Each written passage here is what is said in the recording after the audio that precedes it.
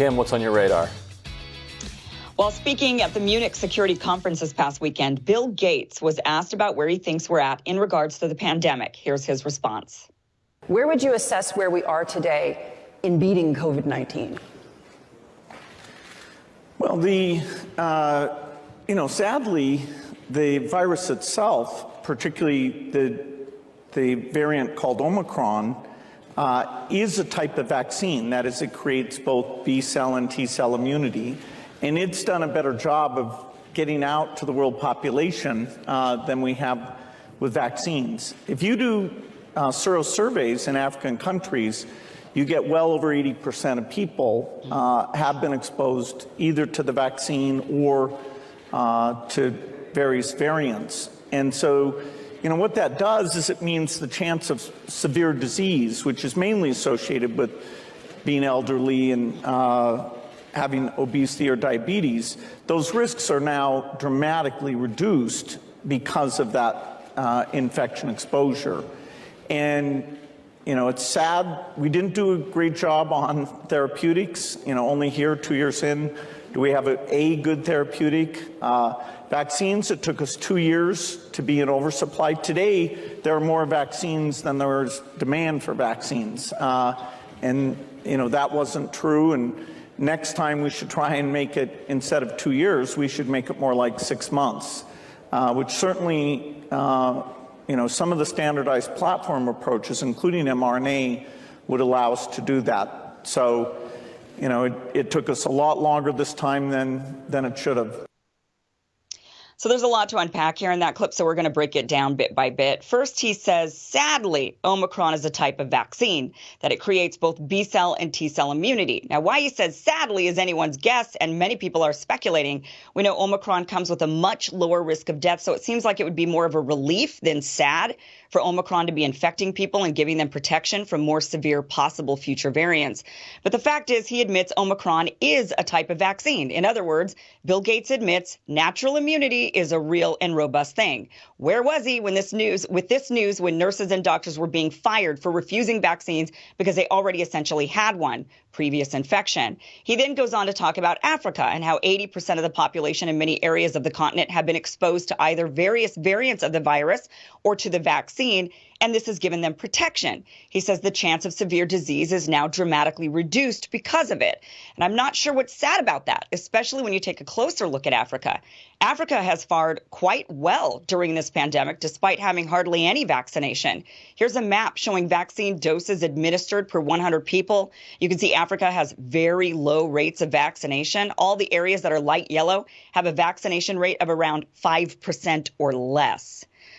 Yet here's cumulative deaths per million. So there it is. Africa has had very low deaths as well. However, according to seroprevalence data, many areas of Africa were hit hard with the virus. Last month, NPR covered Africa's high seroprevalence in a piece titled, "Africa May Have Reached the Pandemic's Holy Grail."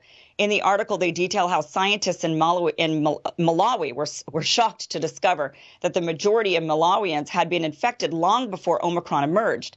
The scientists discovered that Malawi, I keep messing up this name here, but you can forgive me, right? Malawi, along with many other countries on the continent, had already reached an endemic stage, with 80% of the population having already been infected before Omicron.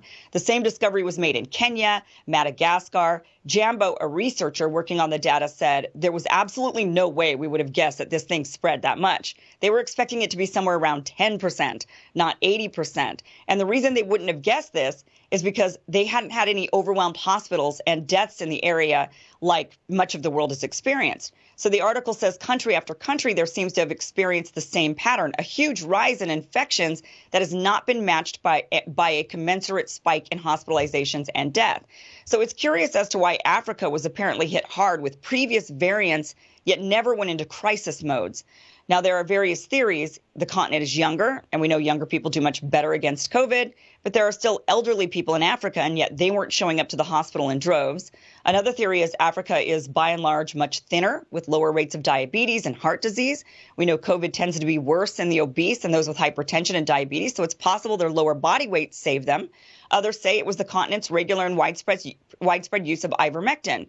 Bill Gates said, "It's sad we didn't get good therapeutics until 2 years into the pandemic." Well, maybe we would have had some sooner had we not demonized every promising option and actually conducted honest studies.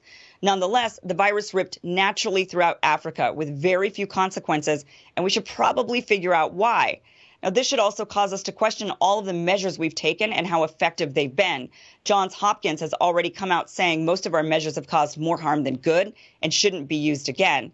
Yet, here's Bill Gates, seemingly recommending that next time we do what Australia has done.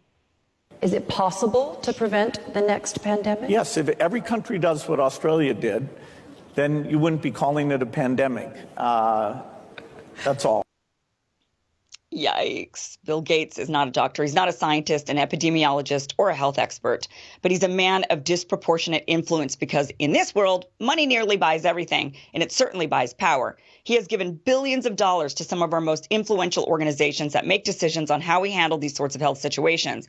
If he's walking away from this thinking Australia is the way to go, then people who value freedom and choice should be worried, especially since he says we'll see another pandemic, and Robbie's really going to hate hearing this, but he says we'll still be forced to wear masks to some degree. Take a listen. In terms of combating COVID-19 and the potential for another pandemic, are we going to see another pandemic before we are able to beat this one?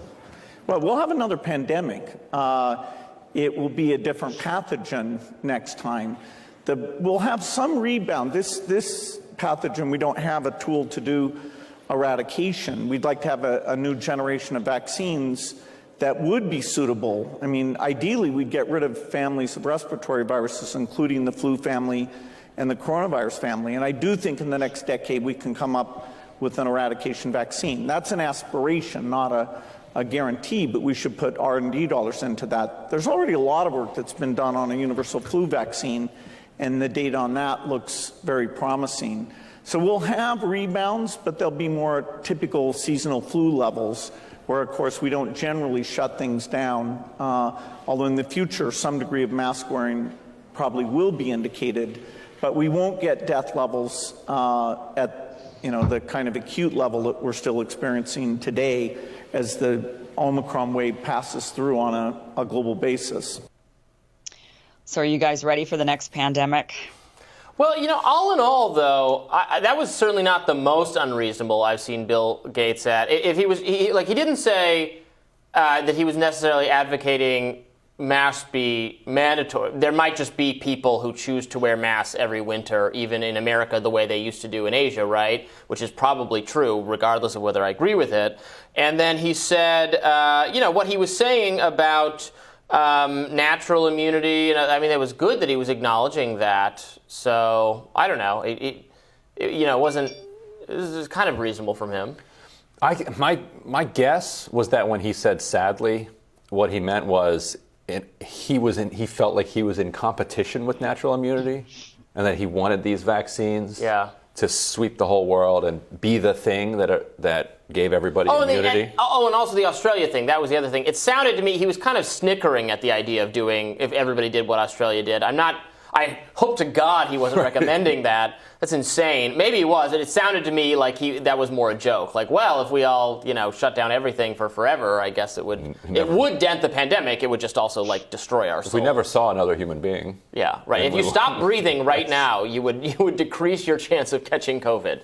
Great, wonderful. Just hold your breath. Hold your breath like they do out here. But when you brought up, Kim, about why are healthcare workers still being under this vaccine mandate if they could show they've already had the disease? This was a question. I don't know if you caught my radar last Thursday. This was something that I had this audio file of Congress meeting behind closed doors with Rochelle Walensky, and John Joyce, a Republican, said, why on earth, based on now, given what we know about natural immunity, what the CDC itself has recognized about natural immunity, shouldn't prior infection count for the vaccine mandate, which was left in place by the Supreme Court for healthcare workers? It obviously should, and she had no answer to that.